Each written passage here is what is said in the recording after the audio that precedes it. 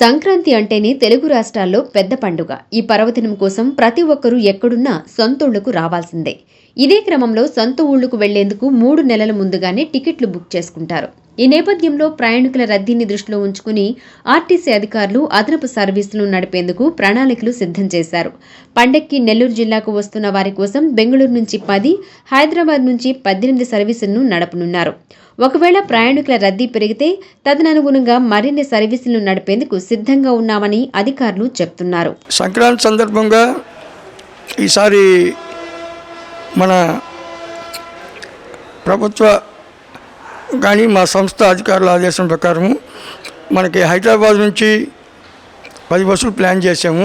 ఇక్కడ నుంచి హైదరాబాద్కి పోయి హైదరాబాద్ నుంచి మన సొంత ఊర్లకి పండగ వచ్చే వాళ్ళ కోసం ఆ 10 బస్సులు తిప్పుతాము. అంటే డైలీ 2, 3, 8వ తేదీ నుంచి సెలవులు ఇస్తారు. దాని ప్రకారం వచ్చేదానికి అన్నీ కూడా నార్మల్ ఛార్జీతోనే పెడతాం. స్పెషల్ ఛార్జీ అయితే ఏం లేదు.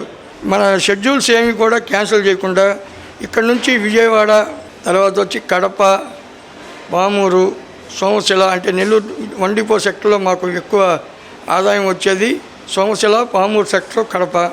ఈ రూట్లకి ఇబ్బంది లేకుండా ఉన్న బస్సులని ఉన్న స్టాఫ్తోనే చేపించి చెప్తాము. తర్వాత సంక్రాంతి తర్వాత కూడా ఇదే విధంగా మన దగ్గర నుంచి ట్రాఫిక్ క్లియర్ చేసేదానికి చెప్తాం. ఎందుకంటే హైదరాబాద్కి నుంచి కంటే కూడా విజయవాడ మనకి మన ఏరియా, మన రాష్ట్రంలో ఇబ్బంది లేకుండా చూసుకోవాల్సిందిగా మాకు అది ముందు బస్టాండ్లో మనం క్లియర్ చేయాలని. పండగకి అయితే హైదరాబాద్ నుంచి కానీ వస్తారు. బెంగళూరు నుంచి అయితే నెల్లూరు 2 డిపో వాళ్ళు చెప్తారు, బెంగళూరు, చెన్నై. దానివల్ల దానికి తగ్గట్టు అన్ని బస్సులు మొత్తం మెయింటైన్ చేసి ఎటువంటి ప్రయాణికులకు ఇబ్బంది లేకుండా అన్ని బస్సులు తిప్పుతాం సార్. నార్మల్ ఛార్జీతో స్పెషల్ బస్సులు కూడా తిప్పడం జరుగుతుంది. సంక్రాంతి తర్వాత ప్రయాణికులు పండగ అయిన తర్వాత మళ్ళీ 16వ తేదీ మధ్యాహ్నం నుంచే బిగిన్ అవుతారు. అందువల్ల అన్ని బస్సులు తర్వాత స్పెషల్గా అవసరాన్ని బట్టి ప్రయాణికుల రద్దీని బట్టి కూడా తిప్పడం జరుగుతుంది. సంక్రాంతి పండుగ రోజులలో హైదరాబాద్ నుంచి ఎక్కువ మంది నెల్లూరుకు వస్తుంటారు. వివిధ ఉద్యోగాల నిమిత్తం హైదరాబాద్లో ఉంటున్న నెల్లూరు జిల్లా వాసులు సొంతూళ్లకు వస్తారు. ఈ క్రమంలో అక్కడి నుంచి ఎక్కువ బస్సులను నడుపుతున్నారు.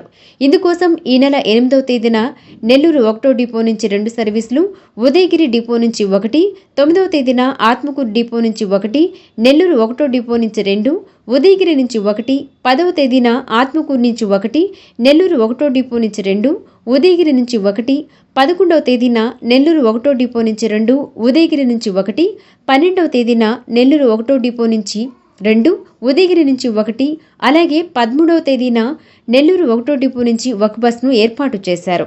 అలాగే బెంగళూరు నుంచి 9వ తేదీన ఆత్మకూరు డిపో నుంచి 1, కావలి డిపో నుంచి 1, నెల్లూరు 2వ డిపో నుంచి 2, ఉదయగిరి డిపో నుంచి 1 బస్ను నడుపుతున్నారు. 10వ తేదీన ఆత్మకూరు డిపో నుంచి 1, కావలి డిపో నుంచి 1, నెల్లూరు 2వ డిపో నుంచి 2, ఉదయగిరి డిపో నుంచి 1 ప్రత్యేక బస్ను నడపనున్నారు. రెగ్యులర్గా నడిచే సర్వీసులతో పాటు అదనపు సర్వీసులు అందుబాటులో ఉంటాయి. ప్రయాణికులు ఈ సేవలను వినియోగించుకోవాలని అధికారులు కోరారు. తర్వాత ప్రయాణికులు ఎక్కువ అయ్యే కొద్ది ఎక్కువ వాళ్ళకి కూర్చోవడానికి కూడా అన్ని కుర్చీలు, ఫ్యాన్లు, డోనర్ల చేత మా చైర్మన్ గారు అరేంజ్ చేశారు.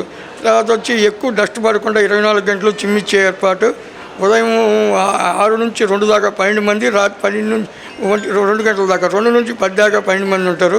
తర్వాత నైట్ టైం వచ్చి ఒక ముగ్గురిని పెట్టి నైట్ టైం కూడా ఉంటుంది. తర్వాత స్వీపింగ్, వాషింగ్ కూడా. ఎందుకంటే అపరిశుభ్రత వల్ల వాళ్ళు ఎక్కడి నుంచో వచ్చి దానివల్ల వాళ్ళు ఇన్కన్వీనియన్స్ ఫీల్ కాకుండా దాన్ని చూస్తున్నాము. తర్వాత 24 గంటలు మా కాడ ఎంక్వైరీకి మనుషులు ఉంటారు. తర్వాత కంట్రోలర్లు, అంటే ఎంక్వైరీకి ఉండేవాళ్ళు కాకుండా బస్ స్టేషన్ కంట్రోల్ నుండి ఈ స్వీపింగ్, వాషింగ్, ఆ తర్వాత వచ్చి బస్ స్టాండ్ క్లీన్లీనెస్ అవి మెయింటైన్ చేస్తున్నారు. తర్వాత వాళ్ళందరి మీద ఒక బస్ స్టేషన్ మేనేజర్ ఉంటాడు.